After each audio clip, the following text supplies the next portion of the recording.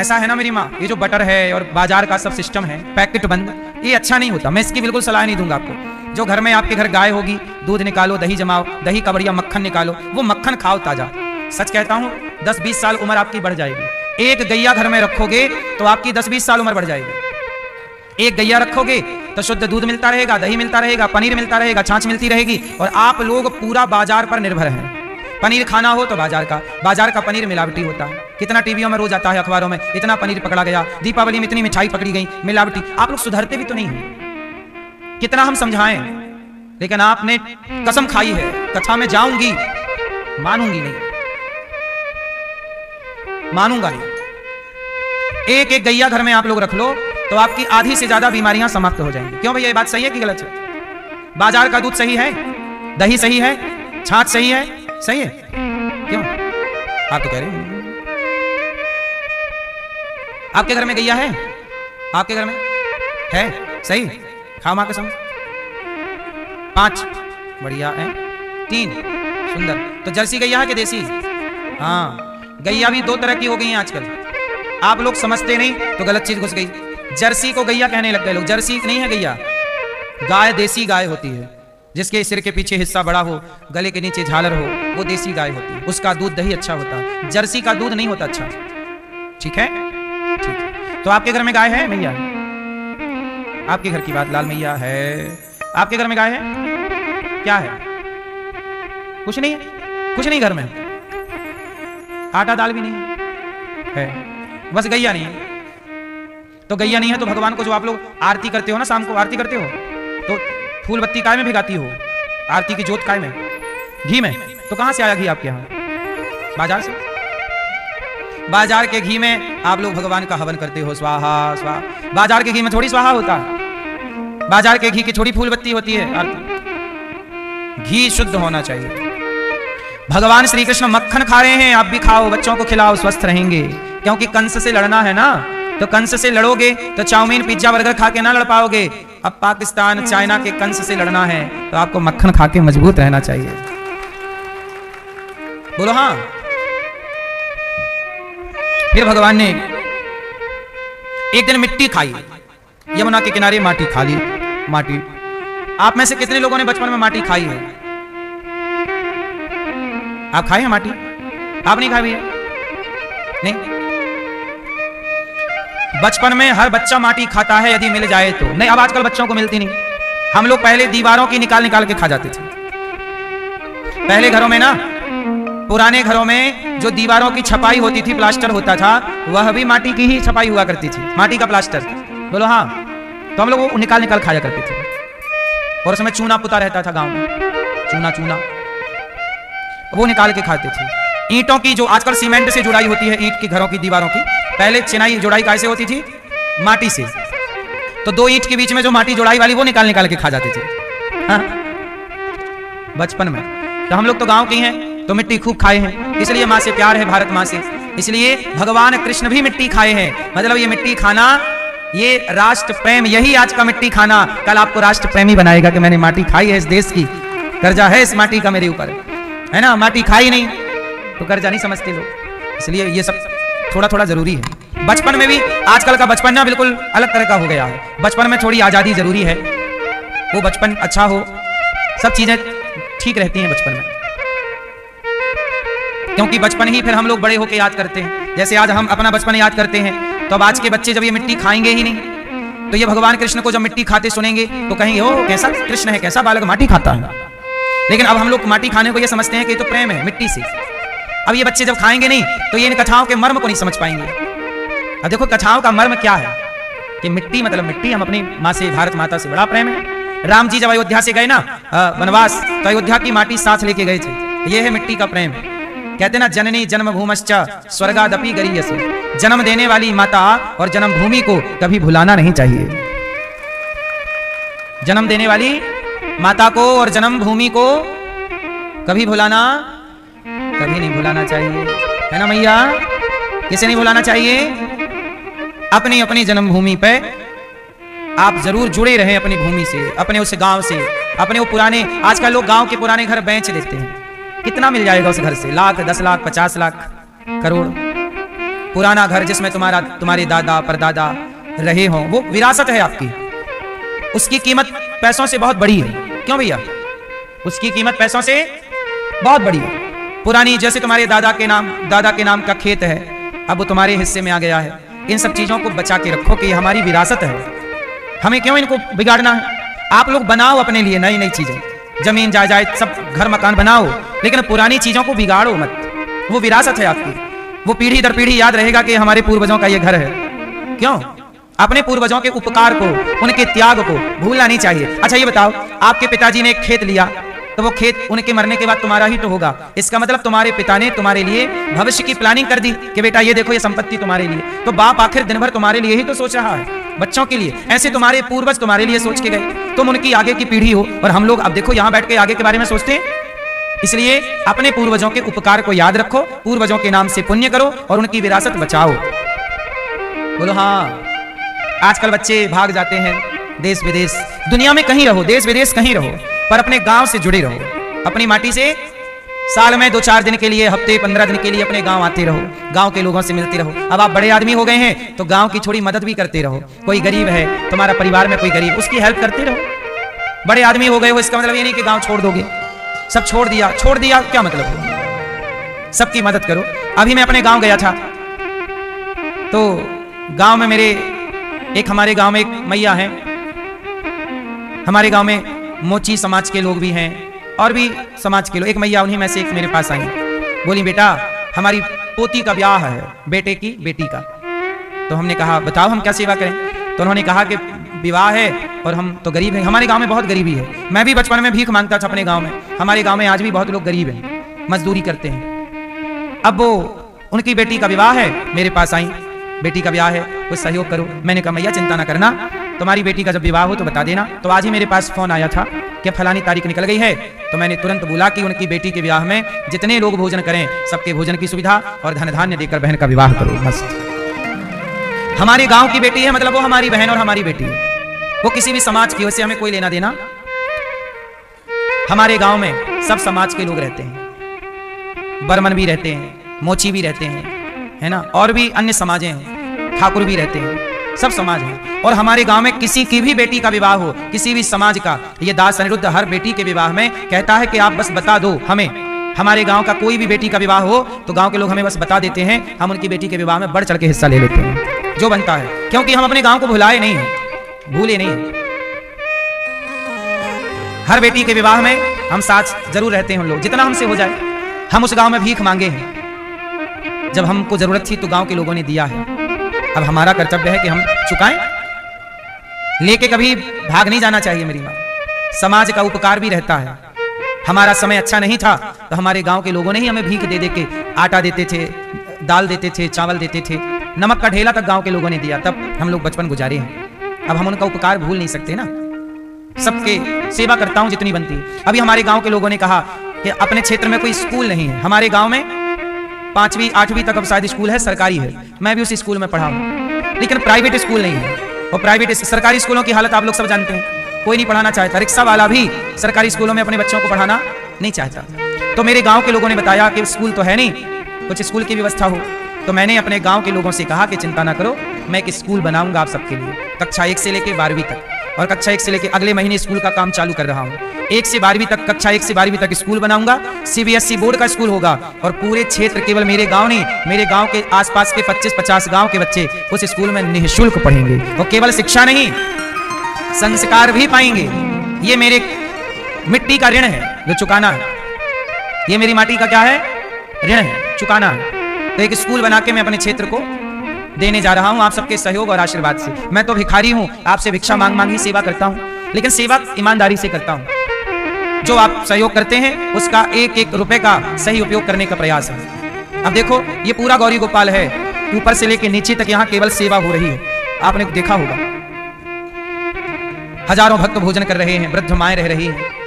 आज हमारे गौरी गोपाल भगवान का आज हैप्पी बर्थडे टू यू है। आज हमारे लक्ष्मी नारायण भगवान और श्री सीतारामचंद्र भगवान को 1 साल पहले आज के दिन ही यहाँ प्राण प्रतिष्ठा हुई थी। तो आज हम लोगों ने भगवान का प्रथम पाठोत्सव मनाया। यहाँ पर पाठोत्सव मतलब पहला पट खुला। तो आज हमारे ऊपर जो मंदिर में भगवान जी बैठे हैं ना, श्रीमन नारायण, आज भगवान जी 1 साल के हो गए। तो आज भगवान जी का हैप्पी बर्थडे टू यू है। तो आज हम लोगों ने मनाया वो हैप्पी बर्थडे टू यू, और खूब पूजा 3 दिन से चल रही थी पूजा, परसों, कल और आज। फिर हमने भगवान जी को पूरे गौरी गोपाल का समय समय पर भगवान को दर्शन कराते हैं। आपको देखो बताते हुए, हमारे जो लक्ष्मी नारायण भगवान है ना, आपने देखा होगा, हमारे पुजारी जी ने आज मेरे को बताया कि भगवान रात के 12 बजे भ्रमण पे निकल जाते हैं। कैसे? हमने कहा कैसे? बोले रात के 12 बजे अपने आप पर्दा खुल जाता है, भगवान श्रीमन नारायण का अपने आप पर्दा खुल जाता है। और हम लोगों ने कैमरा भी चेक किया तो सचमुच पर्दा खुल गया। इसका मतलब ये है कि भगवान श्रीमन नारायण जो हैं वो रात को, दिन को, जब उन्हें फुर्सत मिलती है तो भगवान स्वयं यहाँ की सेवा व्यवस्था देखने के लिए करते तो वही हैं। अब गौरी गोपाल में इतना सब सेवाएं चल रही हैं, बताओ कौन कर रहा है? क्या मेरे करने से होगा कि आपके करने से होगा? कहीं ना कहीं करने कराने वाले भगवान हैं। तो यहाँ के सर्वे सर्वा तो भगवान श्रीमन नारायण ही हैं, वही सब करते कराते हैं। तो आज भगवान जी को हमने सिर पर बिठा करके पूरे आश्रम का भ्रमण भी कराया। आज भगवान की पूरे समय समय पर भगवान जी को हम लोग पूरा भ्रमण कराते हैं। और आपको बताएं गौरी गोपाल की एक बात, कि ठाकुर जी को हम लोग भ्रमण कराए पूरे आश्रम का, माताओं का। जो माताएं बिस्तर पर हैं, जो चल नहीं पाती, उनको भगवान का दर्शन के मैया ये लोग कर लो, भगवान का पूरा दर्शन, पूरे आश्रम का भ्रमण। और आपको एक बात बताऊं, यहाँ पर जो भी हिसाब किताब होता है, जैसे आप लोगों ने दान दिया, किसी ने 1100 दिया, 500 दिया, किसी ने 2000, 5000, 10,000, जो दिया आपने, लाख दिया, 50,000, जो आपकी सामर्थ्य।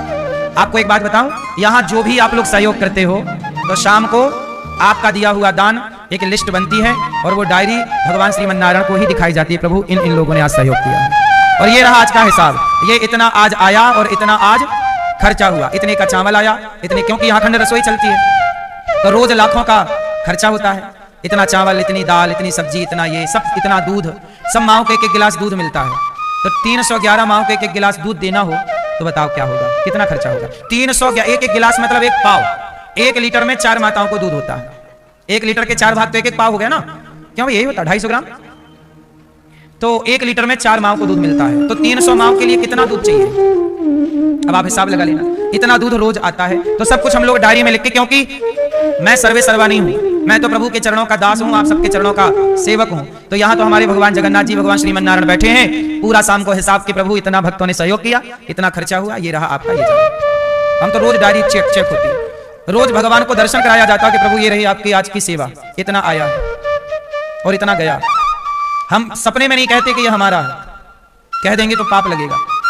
सच बताओ, गौरी गोपाल आश्रम में 24 घंटे भोजन चलता है कि नहीं? आप लोग बताइए, मैं कह रहा हूं इससे मत, आपने इतने दिन से देखा होगा, कितने लोगों ने यहां देखा कि दिन भर भोजन चल रहा है? अपनी आंखों से जिसने देखा हो बताओ, दिन भर चलता है कि नहीं? रात को भी चलता है कि नहीं? कोई छिपी हुई बात तो नहीं है। 24 घंटे भोजन। अब बताओ, जहां 24 घंटे भोजन हो, अखंड भोजन चल रहा हो, सब भक्तों को निःशुल्क दाल, चावल, सब्जी, रोटी मिल रही हो, वहां खर्चे तो होंगे ना मेरी माँ? सच बताओ, ये सारी व्यवस्था करने वाले कौन है? क्या मेरे और आपसे होगी? इसलिए यदि आप लोग 1 रुपए भी सहयोग करते हो ना गौरी गोपाल में, तो ये समझ लेना कि आप करते नहीं हो, भगवान आपके हृदय में प्रवेश करके आपसे ये कार्य करा लेते हैं। इसका मतलब यहाँ का कार्य भगवान करा रहे हैं, आप लोगों से करा रहे हैं। आपको प्रेरणा, आपने यदि 100 रुपए का दान दिया या 1000 रुपए का या 5000 का, तो वो भी दान क्यों दिया आपने? क्योंकि आपको भगवान ने प्रेरणा दी। तो प्रेरणा देने के लिए भगवान आपके भीतर गए होंगे ना, शुश्रू शुभिस दक्षिणा, तो भगवान आपके भीतर गए होंगे, तब उन्होंने प्रेरणा दी होगी कि चलो भाई, वृद्ध माओ के भोजन की आप भी सेवा कर दो, आज माओ को भोजन आप करा दो, आज भोजन आप दूध की सेवा कर दो, आज यहाँ हजारों संत भोजन करते हैं, आज संतों को भोजन आप करा दो। यदि आपने सेवा की है तो आपके भीतर ईश्वर ने प्रेरणा। इसका मतलब ये बताओ कि सेवा कर कौन रहा है? भगवान कर रहे हैं। हमें और आपको भगवान निमित्त बना लेते हैं, लेकिन हम लोग अज्ञानवश कई बार ये मान लेते हैं मैं कर रहा हूं, मैं नहीं कर रहा हूं, मेरे से और आपसे भगवान करा रहे हैं। इसलिए अपने को कभी कर्ता नहीं समझना चाहिए, सदा भगवान का दास और दासी समझना चाहिए। तो हमारे भगवान श्रीमन नारायण तो यहाँ के राजा, यहाँ के सर्वे सर्वा वही हैं, इसलिए मैं निश्चिंत रहता हूँ। मुझे पूरा भरोसा है कि मेरे भगवान मुझे हर क्षण देख रहे हैं और यहाँ की हर व्यवस्था को भगवान देख रहे हैं। यहाँ जितने कार्य, गौरी गोपाल की पूरी सेवा व्यवस्था करने वाले लगभग 400 कर्मचारी हैं, 400 कार्यकर्ता हैं। गौरी गोपाल में कितने लोग काम करते हैं? 400। बस 400 लोग, सबकी सैलरी जाती है। किसी को महीने का 10,000, किसी को 15,000, किसी को 20,000, किसी को 25,000, किसी को 50,000, किसी को 1 लाख, जो जिस लायक काम करता है। 400 लोगों की सैलरी यहाँ हर महीने बढ़ती है। गौरी गोपाल ये सब व्यवस्थाएं देख रहे हैं गौरी गोपाल की। 80 से ज्यादा, लगभग 100 के लगभग तो हमारे पास केवल हलवाई हैं, भोजन बनाने वाले। ये 24 घंटे भोजन जो बनता है, आपको क्या लगता है हजारों लोगों का भोजन, एक बार भोजन उतरता है चूल्हे से फिर चढ़ जाता है। तो दिन रात की टीम हलवाइयों की अलग है, बर्तन धुलने वाले अलग हैं। जो आप लोग भोजन करते हो ना थाली में, थाली आपको धुलवाई नहीं जाती ना, आपसे थाली जमा कर ली जाती है, वो धुलते हैं, धुलने वाले लड़कों की टीम अलग है। सदा यहाँ पर पानी खारा है, ये खारा पानी बोर का, इस खारे को हम लोग मीठा करते हैं। मीठा पानी की मशीनें लगी, बड़े बड़े फिल्टर, उनको चलाने वाला सिस्टम कि पानी की कमी ना हो 1 मिनट के लिए 24 घंटे। इतने अभी इतने यहाँ हजारों लोग रोज रहते हैं, हर घंटे यहाँ 1000 लोग गौरी गोपाल में मिलेंगे आपको, हर समय आपको 1000 लोग मिलेंगे, हाँ या ना। तो पानी की कमी ना हो, तो वहां लड़के पानी की सेवा में रहते हैं, जल है ना। आप लोग तो यहाँ सब देखते हैं, साफ सफाई के लिए अलग लोग हैं। हमारी वृद्ध माएं बिस्तर पे, कुछ माताएं बहुत बूढ़ी हैं जिनका उठना नहीं होता, बिस्तर पे मलमूत्र है, उनका सब कपड़े चेंज करना उनके लिए महिला कार्यकर्ता अलग हैं, उनकी टीम अलग है कि जो माताओं को समय पे नहलाएं धुलाएं, उनके कपड़े धोएं, उनके बर्तन धोएं, उनको सब, उन माओं को दवाई देने वाली टीम अलग है, माओं का हॉस्पिटल ले जाने वाली टीम अलग है। 2 एम्बुलेंस हैं, दिन रात तैनात हैं, कब किस माँ को जरूरत पड़े तुरंत, माँ जरा दिक्कत हुई तुरंत हॉस्पिटल लेके भागते हैं, आधी रात 2 बजे हो या दिन के 12 बजे। देख आप लोगों को केवल ये दिखता है सेवा, लेकिन इसके पीछे जो व्यवस्थाएं हैं वो बड़ी व्यवस्थाएं हैं, है ना मेरी माँ। आपका एक घर को मैनेज करना आपके लिए कितना कठिन हो जाता है। यहां तो आपके गांव में एक ट्रांसफार्मर होता है बिजली की सप्लाई देने वाला, यहां गौरी गोपाल में इतना बड़ा ट्रांसफार्मर लगा है कि इस ट्रांसफार्मर से 4 गांव को बिजली दी जा सकती है। उतनी बिजली केवल गौरी गोपाल में खर्च होती है। 18 लाख रुपए महीने का बिल आता है। गौरी गोपाल का बिजली का बिल कितना है? 18 लाख महीने का। हर माँ के कमरे में एसी लगी है, देखा आपने? जो वृद्ध माँ यहां रहती हैं सब माँ के कमरे में एसी लगी है। सौर पैनल लगवा रहे हैं, वहां गुरुकुल में लग रहे हैं, लगवा रहे हैं, बहुत जल्दी लगेंगे। बता रहे हैं कि सौर पैनल तो लगेंगे, लेकिन फिर भी ये व्यवस्थाओं में खर्चे। गाय है, गौशाला का अलग खर्चा है, गायों के लिए जो है व्यवस्थाएं वो अलग है। हम आपको केवल ये बता रहे हैं कि सब मोटी मोटी सेवाएं हैं। अब यहां सोचो बिजली का खर्चा किसमें है? रोटी की मशीनें चलती हैं, 1 घंटे में 4000 रोटी निकालती है मशीन। मशीनें हैं, फिर भी 80 आदमी है केवल भोजन बनाने वाले। तो ये सब व्यवस्थाएं हैं, इतनी सारी व्यवस्थाएं, बहुत बड़ा काम करना पड़ता है, बहुत बड़ा मैनेजमेंट है। आप लोगों से बस इतनी सी प्रार्थना है कि आप सब इन माओं को भोजन का सहयोग अवश्य कीजिएगा, क्योंकि यहाँ जो माएँ रहती हैं उनका अपनों का अब तो कोई सहारा नहीं है, आप सबके सहारे हैं। सौर पैनल लगा रहे हैं बहुत जल्दी ताकि बिजली का लोड कम हो। माओं की दवाई का बहुत खर्चा है। किस चीज का खर्चा ज्यादा है? दवाइयों का। अब हर माँ बूढ़ी है और कोई ना कोई दवाई लगनी ही लगनी है, तो ये खर्चे बहुत है। तो आप लोगों से बस यही प्रार्थना है कि सहयोग के हाथ बढ़ाई रखिएगा। गौरी गोपाल गुरुकुल में 150 बच्चे पढ़ते हैं। बच्चों का रहना, खाना, पढ़ना, लिखना, गुरु जो बच्चों को पढ़ाने वाले गुरुजन हैं, टीचर हैं, उनकी सैलरी देना, सब टोटल। और एक चीज और आपने देखी होगी, गौरी गोपाल आश्रम में फ्रंट में कोई दरवाजा नहीं है, कोई गेट देखा आपने? कोई सामने गेट है? गौरी गोपाल ही ऐसा है जहां कोई दरवाजा नहीं है। क्यों? अच्छा एक बात बताओ, यदि आपका बेटा बाहर है तो आप अपने घर का दरवाजा लगाएंगे? बेटा बाहर है तो आप दरवाजा खोल के रखते हैं कि ऐसे ही जब बेटा बाहर है तो माँ दरवाजा खोल के रखती है। तो जब मेरी वृद्ध माएँ जब घर से सताई जाएं और ठुकरा के जब निकाली जाएं, तो कोई तो दरवाजा ऐसा हो जो 24 घंटे खुला मिले उन माओं को। इसलिए यहाँ दरवाजा ही नहीं लगाए। कोई भी माँ, कोई भी भक्त, आप कभी भी आओ, कहीं भी आपको भोजन ना मिले, तब आप 2 बजे रात को यहाँ आओगे तो यहाँ दरवाजा भी खुला मिलेगा और भोजन भी मिलेगा। तो ये धाम है वृंदावन, ये बिहारी जी का घर है और आप सब बिहारी जी के भक्त हो। आपकी सेवा करना मतलब भगवान की सेवा करना है। तो मैं ये समझता हूं कि आपकी सेवा नहीं है, ये भगवान के भक्तों की, और ये भगवान के भक्त खुश तो भगवान खुश। आप सब किसके लिए वृंदावन आते हो? भगवान के लिए आते हो। यदि आप सबका दिल दुखा दिया जाए तो किसका दिल दुखेगा? किसका? क्यों मैया आप बैठ नहीं रही हो? मेरी माँ बैठ जाओ, यहां बैठ जाओ, यहां बैठ जाओ, यहां बिठा दो शांति से। तो किसी का दिल दुखेगा तो वो किसका दिल दुखेगा? भगवान का। और आप प्रसन्न होंगे तो कौन प्रसन्न होगा? इसलिए आपका दिल दुखना मतलब भगवान बिहारी जी का दिल दुखना है, और आपका प्रसन्न होना मतलब भगवान का प्रसन्न होना। इसलिए कहता हूं नर सेवा ही नारायण सेवा है। बैठो मैया, एक झोला क्या ले आई? बैठो, क्या भरी हो झोला में? कपड़ा हमें लगा हमारे लिए कुछ लाई हो। अच्छा आशीर्वाद लाई हो, बैठो। तो भगवान मिट्टी खाए खोलो में मुंह, इतने से मुंह में पूरा ब्रह्मांड का दर्शन हो गया। राजा परीक्षित ने कहा, राजा परीक्षित ने कहा कि प्रभु ये बताइए कि राजा परीक्षित जी कह रहे हैं कि मैया यशोदा ने कौन सा पुण्य किया, कौन सा पुण्य किया कि मैया के पुत्र बन के भगवान गोद में खेल रहे।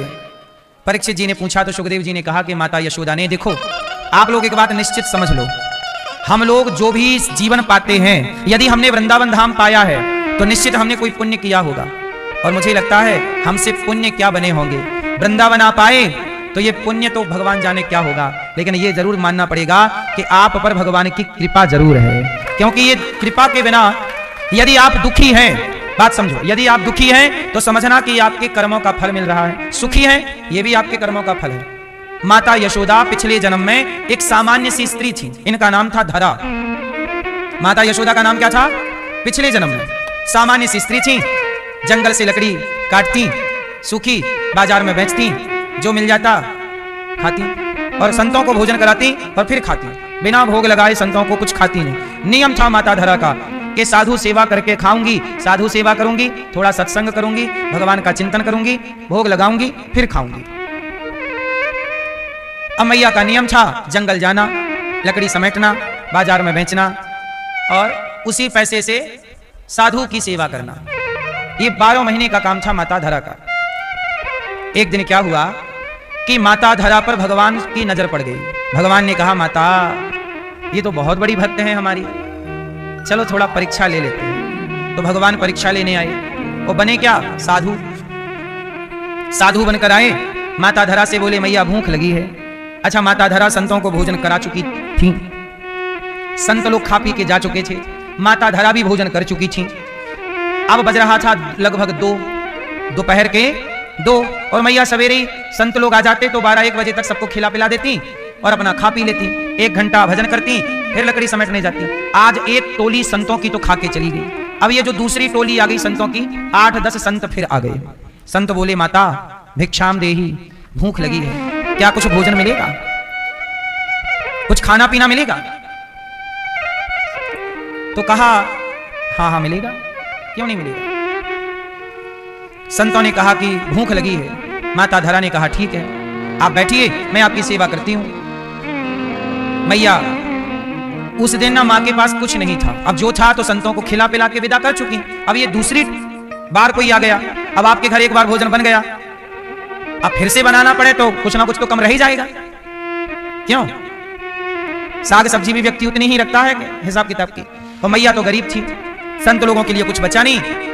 अब वो बाजार में गई, मांगती फिरे कि भैया कुछ उधार दे दो, संत आए हैं, कोई कुछ ना दे।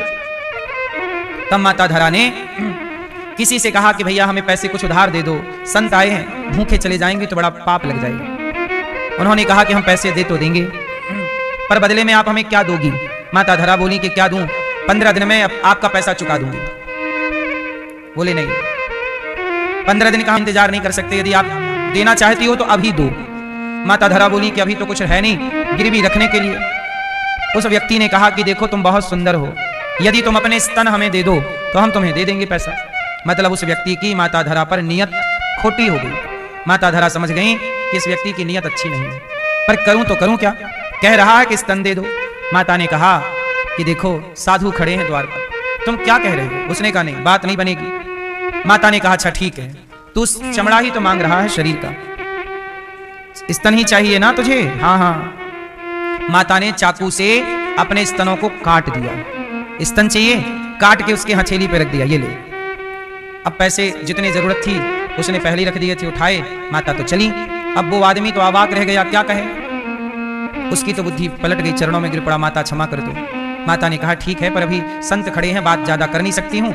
सामान खरीदा, खून गिर रहा है और संतों के लिए भोजन बना रही हैं। वो भोजन बन गया, परोस रही हैं। संतों ने पंगत लगाई, लाइन से बैठे, सबको पत्तल में परोसा। संतों ने कहा माता ये खून बहुत गिर रहा है, कहां से गिर रहा है, क्या हुआ? अब माता कपड़ा पड़ा बांध ली कस के, लेकिन छाती कटी हो तो खून कितना गिरेगा। संतों ने कहा माता ये खून कैसा?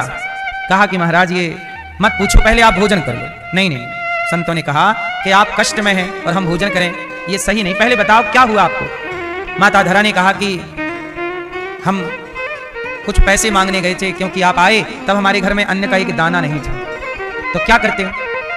पैसे उधार मांगे तो उसने कहा कि आपको स्तन देने होंगे।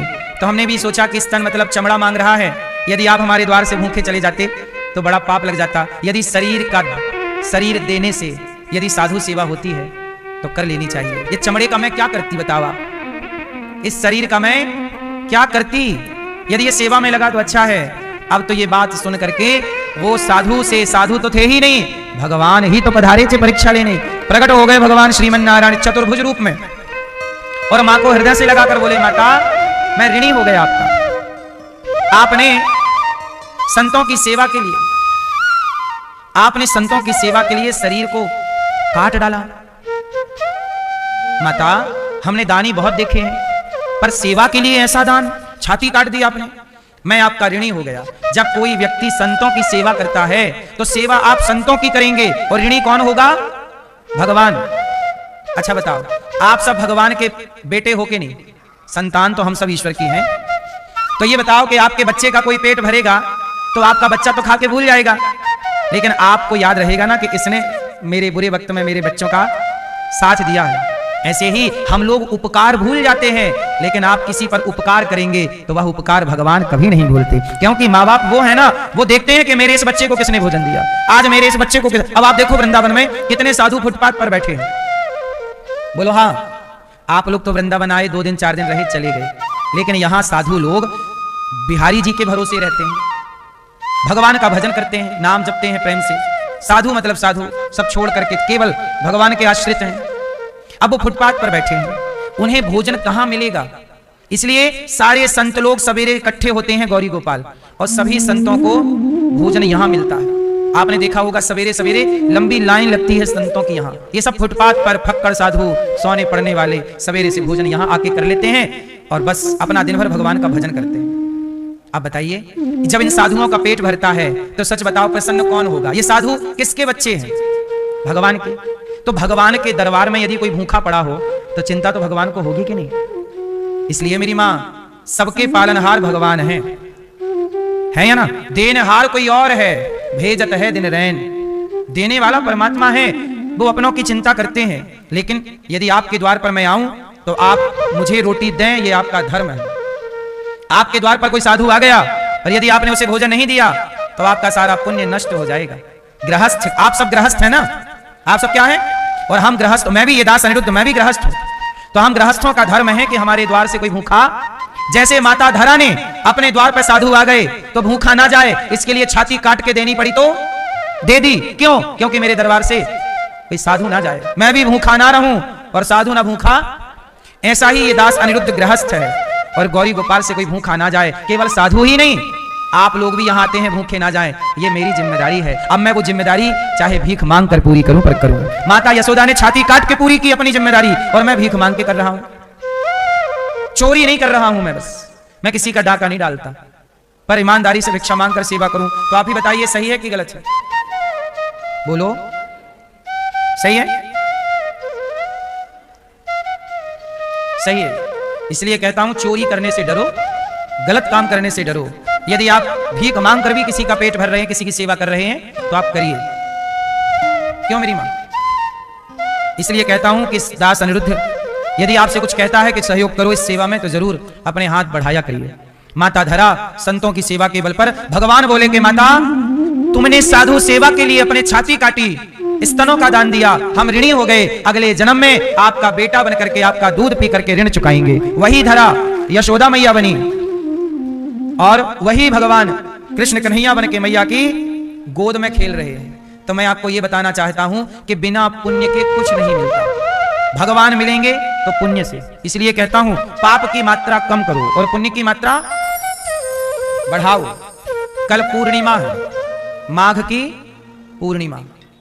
कोशिश करिए कि आज आप माताओं के लिए कल का भोजन पूर्णिमा का आप अपनी ओर से बंटवाएं, कि कल का प्रसाद आपकी ओर से, कल संतों की सेवा आपकी ओर से, कल का कोई गौ माता का सेवा का कार्य आपकी ओर से। सोचिए यहाँ गायों की सेवा करने के लिए हमें कर्मचारी लगाने पड़ते हैं। गायों का गोबर उठाना, सानी बनाना, भूसा की सेवा करना, सब सेवाओं के लिए कार्य करता है। कितने लोगों को रखना, बिना लोगों के काम नहीं होगा ना, होगा। रात को 2 बजे कोई गाय हमारी यदि गोबर करती है तो 2 लड़कों की ड्यूटी पूरी रात रहती है केवल गोबर, क्योंकि यदि गोबर की गाय तो वहीं पर गोबर पर बैठ जाएगी और गोबर पर बैठेगी तो ठंडा हो जाएगा शरीर, बीमार पड़ जाएगी। तो गायों को सर्दी ना लगे। छोटे छोटे बच्चे हैं गाय के, उनको कंबल उठाना पड़ता है, हीटर जलाना पड़ता है उनके पास। जैसे आपको अपने बच्चों की देखभाल करनी पड़ती है ना, ऐसे हम लोग गाय के बच्चे की देखभाल करते हैं, बछड़ा की, बछिया की, पूरी सेवा व्यवस्था करनी होती है। और इन सबके लिए हमारे पास सारे गौरी गोपाल में जितनी सेवाएं हैं उन सब सेवाओं के लिए 400 लोगों की टीम काम कर रही है, तब ये सेवा व्यवस्थित हो पा रही है। तो मैया एक दिन भगवान ने मक्खन मैया का दूध पिया। एक दिन मैया लेटे, मैया की गोद में कन्हैया लेटे हैं और मैया का दूध पी रहे हैं भगवान। मैया बोली, कन्हैया बोले, मैया बता तू मेरे से कितना प्यार करती है। कन्हैया बोल रहे, मैया तू मेरे से कितना प्यार करती है। मैया बोली, लाला बहुत प्यार करूं मैं तो अपने बेटा से, बहुत प्यार करूं। अच्छा मैया तू बहुत प्यार करती है? हाँ। तभी क्या हुआ, चूल्हे पे दूध चढ़ा था पकने के लिए। मैया को लगा कि दूध उफनने लगा, तो मैया लाला को नीचे उतारी गोद से और दूध उतारने चली। कन्हैया बोले, ले अभी तो कह रही थी बहुत प्यार करूं लाला को, और अब लाला छोड़ दिया, दूध के पीछे भाग गई। ए मैया, कन्हैया ने डंडा उठाया और सारे घर की मटकी, जितनी मटकी थी, दही और मक्खन और दूध, सारी मटकियां तोड़ दी गुस्से में कि मैया ने मुंह को छोड़ दिया। छोटे छोटे बच्चों को भी गुस्सा आती है कि नहीं है? छोटे छोटे बच्चे गुस्सा करते हैं, कहीं ये तोड़ देंगे, कहीं वो तोड़ देंगे। भगवान ने मटकी तोड़ दी। चट चट की आवाज मैया ने सुनी, दूध उतारने गई और जब देखी मैया वापस आके तो मटकी टूटी। और कन्हैया को पता ना है, और भगवान छिप गए डर के मारे कि मैया तो मारेगी। अब बैठे हैं वहां अंधेरे में। कन्हैया, मैया बोली लाला, मैया, कन्हैया बोले, मैया बोली कन्हैया सुन, आज दारी कतों को पकड़ के रहूंगी। अब तो भगवान डर गए, कांपने लगे भगवान। अरे राम राम, मैया तो मारेगी, मारेगी। मैया बोली, राम राम राम, मेरे सास के हाथ की मटकी तोड़ दी दारी के ने। सास की निशानी, ये मेरे आजी सास के हाथ की मटकी, ये बुआ सास की मटकी। पुराने जमाने में तो मटका मटकी खूब होते थे, क्योंकि घर घर दूध दही बहुत होता था।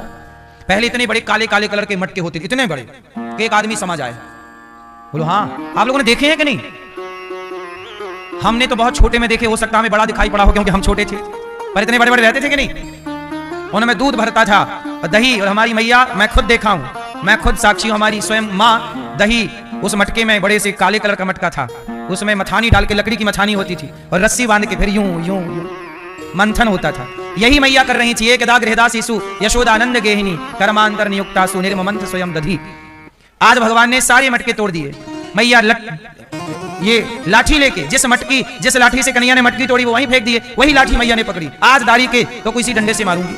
अब भगवान तो भागे डर के मारे, आगे आगे मैया मत पकड़ियो, छोटे से कन्हैया, लंबी सी मैया।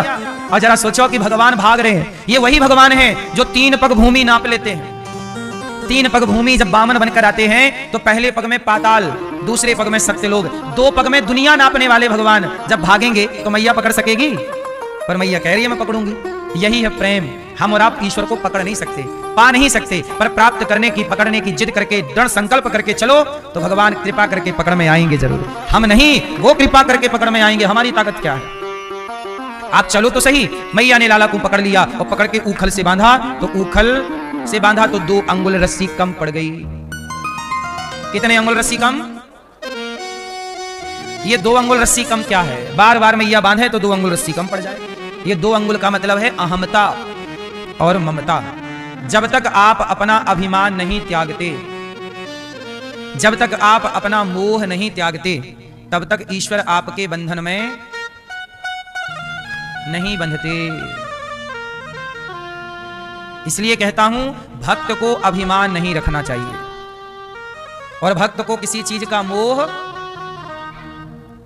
काम करो, पैसे कमाओ, पैसे कमाओ, परिवार का पालन पोषण करो, पर मोह ना रखना। अब आप कहो कि फिर क्या करें?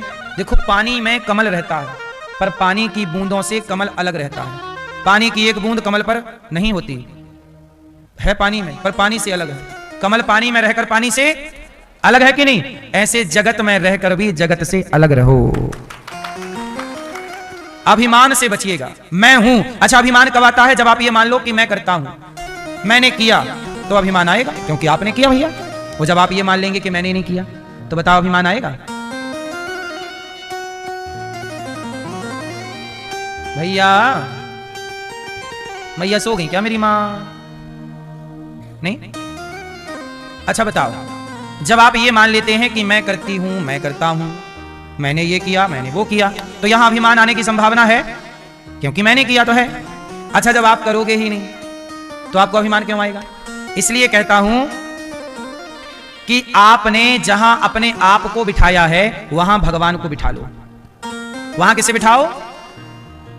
भगवान को, भगवान जगन्नाथ जी को बिठाओ। अपने आप के स्थान पर बिठा लो जगन्नाथ जी को और आप बैठ जाओ भगवान के चरणों में, तो अभिमान नहीं आएगा।